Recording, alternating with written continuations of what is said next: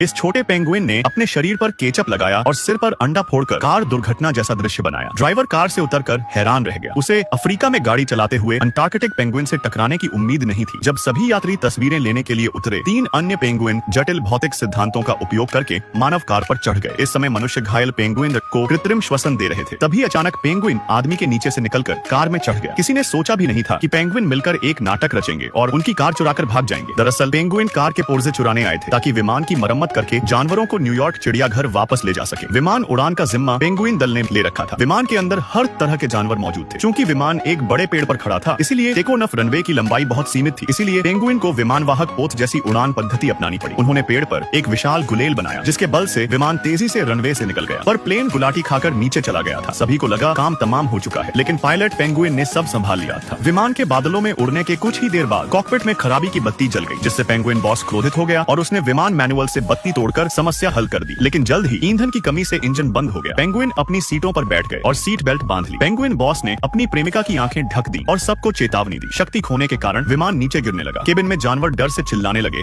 और अपने अंतिम शब्द कहने लगे। सारे जानवरों की सुसु निकल गई थी, जबकि दरियाई घोड़ा मजे से सो रहा था। सबकी मौत नजदीक थी, मगर जब विमान जमीन से टकराने वाला था, पेंगुइन बॉस ने जल्दी से आपातकालीन लैंडिंग का आदेश दिया। विमान जमीन पर फिसलता रहा। इस दौरान पंख और पूंछ टूट गए। केबिन एक खुली कार में बदल गई और फिर भी बंदर शांति से शतरंज खेलता रहे। जब विमान चट्टान के किनारे पहुंचा, पेंगुइनों ने अंतिम सुरक्षा उपकरण पैराशूट खोल दिया, जिससे विमान सुरक्षित नीचे उतरा गया था। सभी जानवर डर से कांप रहे थे, सिवाय दरियाई घोड़े की बहन के, जो अब भी नींद से जागी थी। भले ही विमान पूरी तरह नष्ट हो गया, जानवर न्यूयॉर्क के चिड़ियाघर के सफर पर चलते रहेंगे।